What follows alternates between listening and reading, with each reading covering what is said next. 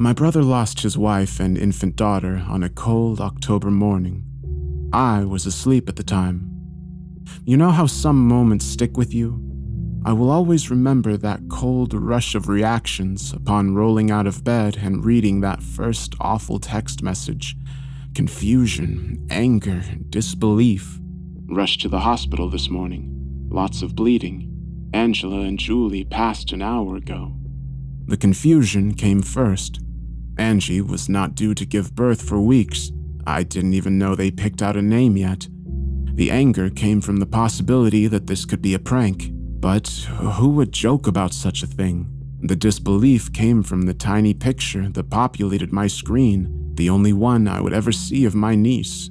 A tiny, beautiful baby with a pink headband and heavy-lidded eyes closed tightly shut.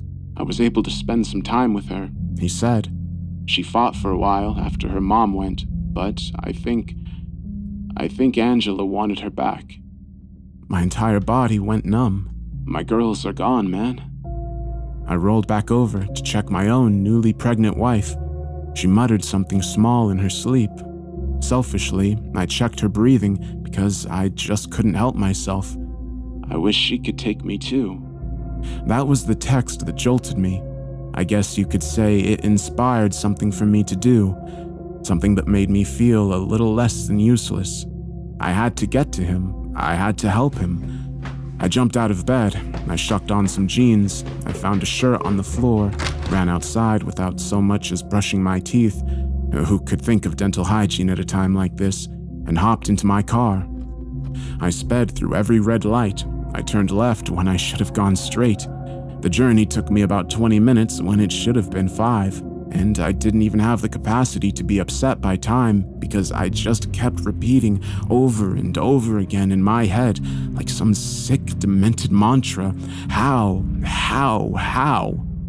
I couldn't get the picture out of my mind. They had the time to put a bow in her hair. She had hair. She was a girl. A beautiful, beautiful girl. Oh God, and what about her mom? She was so young, too young. Aren't we all? How? I arrived to find my older brother in a heap on the steps to the hospital. He couldn't stop crying long enough to tell me what happened, but it didn't really matter, I guess, in the end. Stuff like that never really matters. What's gone is gone. The rest is just details. I won't lie to you and say those first few weeks were anything short of impossible. I have never experienced something so traumatic in my life. I couldn't begin to imagine how he felt. I couldn't come close to relating, and it would be an embarrassment for me to even try. So, all I could really offer was damage control. Protecting my brother from himself became my only priority. I moved in, for the time being, if nothing else than to keep an eye out. Some days Anthony refused to eat. Some days he refused to get out of bed at all, and I was all right with that.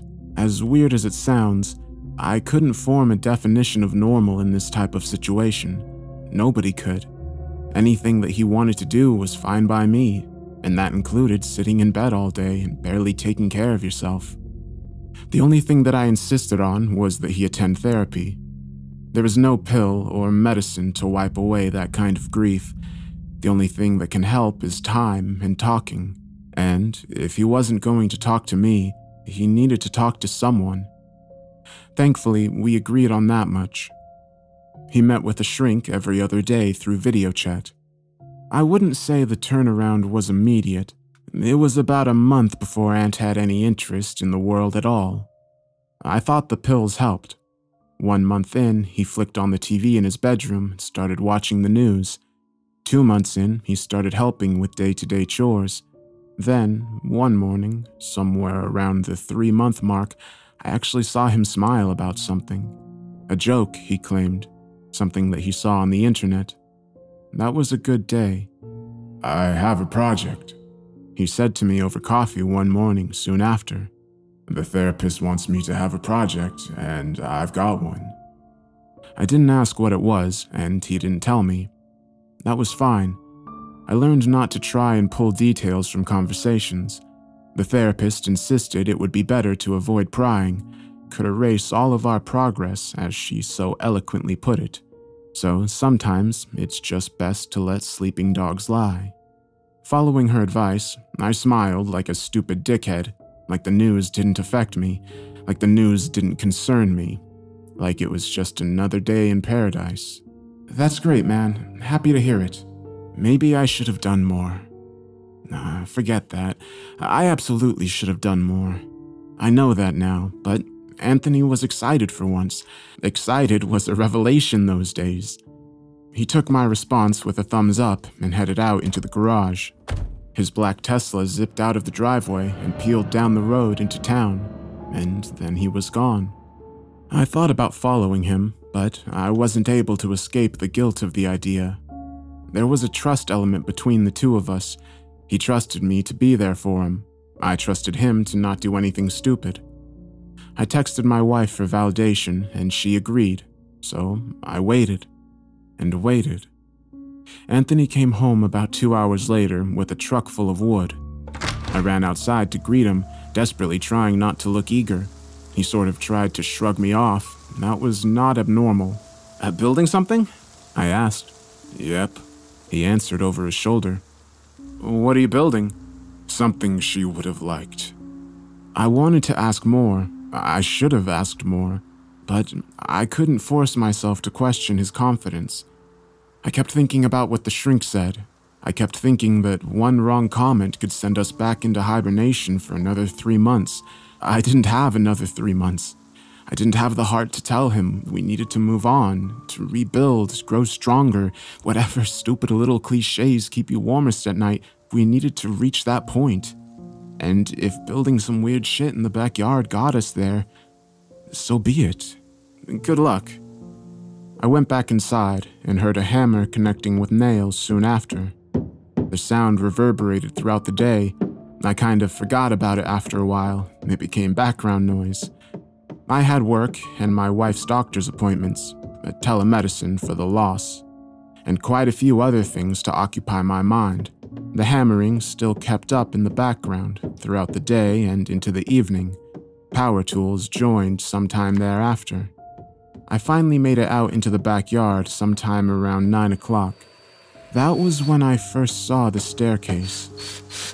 I don't know if staircase is even the right word to describe it. He didn't attach a railing. The planks were nothing more than untreated wood slabs. Each step was tied to the others with loose brackets and supported by cut-length metal poles shoved haphazardly into the ground. No concrete to hold them in place, no weighted support of any kind. I didn't think anybody would be able to put any weight on it whatsoever without the entire thing collapsing. There were over 30 steps at that point. The entire thing had to be 10 feet tall.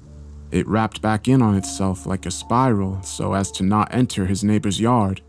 Ant pushed a ladder to the side of it to help him build. He was standing somewhere near the top. The therapist be damned, I couldn't hide my judgmental tone any longer. What the? I shouted. What the hell are you doing, man? Give me a sec, Anthony called from somewhere up in the sky. His footsteps reverberated down the shaky ladder. When he finally met me at the bottom, he was ecstatic. Every inch of his body seemed to shake with energy. I hadn't seen anything like it since we were kids. He wasn't even sweating, which I found weird, considering he was overweight and desperately out of shape. I'm building her staircase, he babbled. It's going to be perfect. It's going to be the staircase. I see that. Angela would have loved the staircase, man. You know that. I barely understood the connection. I did recall a fight between the two of them years prior, in which Anthony wanted to buy this very house but almost didn't because Angie hated the staircase. Beyond that, I had no idea what he was talking about. There was no great infatuation with staircases in our family, to my knowledge. You can't keep this thing here, man. The town. He cut me off by turning back towards the ladder. Don't worry, he quipped. Almost done. I stared at my brother from the bottom of his ridiculous creation. I thought about calling the therapist. I thought about calling the cops, but it was late, and I knew only one of them would actually answer. Come on, man, let's go to bed. You can finish it tomorrow. He looked at me like he might have told me to go to hell. I debated trying to force him inside. Instead, he dropped his hammer and nails on the spot. He wordlessly went for the door and grumpily padded over to the couch and collapsed on its rusty springs. I heard him snoring soon after. Somehow, my appeasement worked, at least for a little while. I woke up at 2 in the morning to the refreshed sound of a hammer and nails in the backyard. I tried to ignore it and did. I shouldn't have, but there's not a lot that can be done about that now. I woke up a second time at 8 a.m. sharp. This time, somebody was knocking at the door. Assuming it to be my wife, I answered in my boxers. 2 uniformed White Valley police officers waited on the other side. Good morning, sir. Are you the homeowner? No, sorry, I'm his brother. Are you aware of what's going on in the backyard? I turned around to fully witness the monolith hanging above us. This thing had to be 60 feet tall at this point. The wood and metal framing swung dangerously in the wind. Somewhere behind a particular cluster of loose boards, a hammer and nail banged away, keeping a flawlessly monotonous rhythm. We also heard whistling. "Oh shit," was all I could manage to say. I guess I thought it would get a laugh. It didn't. The officer did the rest of the talking. Sir, you have exactly 24 hours to take that thing down before an official complaint is filed with the city. Once the complaint is filed, you have a week before the homeowner risks losing this property via forced foreclosure.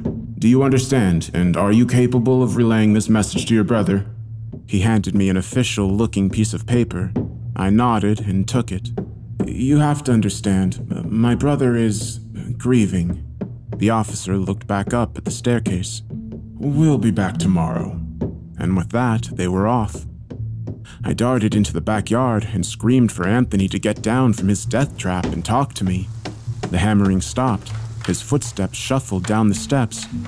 When he hopped down to greet me, he looked even happier than before. Not tired, not angry, not sad, just giddily happy. It was weird. Have you ever tried to be angry with somebody who is so visibly happy? It's not the easiest thing in the world. "What's up, little brother?" he asked in a song-like tone. "Cops came," I answered indignantly. "You're gonna forfeit your house if you keep this up." He laughed. I couldn't understand why. "Doesn't matter. All done now." He patted me on the back one more time before heading back inside. "What's done?" I called over his shoulder. "You have to take it down and get rid of all this stuff. We have to get a dumpster. I know a guy." He ignored me and went inside. I followed. "Did you hear me? They're going to take the house. Angela's house." He laughed again. Maybe tomorrow. I've got a week though, don't I? He flipped the paper back at me and disappeared into his bedroom. Once again, I thought about following and finishing the conversation, but I didn't. Anthony slept through the bedroom. I called my wife. I called our mom. I called our dad. I even called the useless therapist, and all of them said the same exact thing. Give him a day. Keep an eye on him. If he doesn't take it down tomorrow, we'll do something. But give him till Monday. Just relax. It's the first thing he's enjoyed since they died. The cops can't take his house without a fight. You've got time. Anthony slept into the night. I went into his room to check on him around 10, then again around midnight. He was fine, snoring soundly. He even knocked my hand away when I went to check his breathing. I went to bed in my sleeping bag by his bed around 2. It had been a couple of weeks since I slept in there with him, but it seemed necessary. Between the good mood and the weird sleep patterns, the whole thing made me uncomfortable. I heard footsteps about an hour later. It was only one at first, but it was loud enough to shake me from the beginnings of a restless sleep. I reached for my glasses and checked my watch. Anthony snored soundly. A second step echoed through the house quietly. The third one shook the nightstand. Then 4, 5, and 6 came in a rapid succession, almost like a scurry. 7, 8, and 9 were much more calculated, almost unsure. The rest of the footsteps came at an outright sprint. I nearly wet my pants. Every hair on my body stood up like a live wire. I shot out of the sleeping bag and rushed to check on Aunt. There wasn't much time. Everything seemed to happen quickly and slowly at the same time. A final footstep shook the nightstand once again, almost like a jump from a staircase to a landing. A giggle drifted through the windows. I shook Anthony hard. I slapped his face. I whisper shouted at him. Nothing worked. I want to stress, at this point, as I always must when relaying this part of the story, he wasn't dead. His chest moved up and down steadily. He just wasn't responding to me. The patio door opened downstairs. Footsteps followed. An overwhelming feeling came over me, which I can't quite adequately describe. Almost like something foreign had entered the house, something that didn't belong, something unnatural. I wanted to fight it, but I didn't have any weapons. I wanted to run from it, but Anthony wouldn't move. And so I did the most cowardly thing, something I still struggle with to this day. I hid in the closet. The footsteps came down the hallway rapidly, confidently, like they seemed to know where they were going. A door creaked open. Between a gap in Anthony's dress shirts, I saw something impossible. Something that still sits in the buried corners of my subconscious today. I saw Angela. Only it wasn't. The frame of her body was all there. Her dark brown hair dripped over pallid gray skin, but it was almost like staring at an X-ray. Angie's face was faded, but her bones were illuminated. A trail of dirt trailed from the entrance all the way to the bed. Her bed.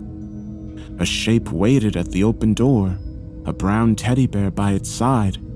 I couldn't bring myself to look at it. I knew that bear all too well. I bought it the day before the funeral. Angela, or the figure that could be called Angela, hovered over my brother's bedside. He was babbling sleep talk, random phrases and numbers that didn't make any sense. He had done it since he was a kid. Without warning, she slipped her hand inside his chest. My brother let out a cool gasp, but he didn't seem bothered when Angela pulled out his heart. I tried to scream. I tried to rush them from the closet, but it was like life was moving in slow motion. I couldn't reach them. I couldn't move at all. Anthony, or the shape that could be called Anthony, stood up and smiled. His bones were illuminated. His skin was gray. A shape rushed up to greet him. The same shape I couldn't bring myself to look at. He wrapped her up in his arms. And then they were gone. Footsteps painted a picture of their journey.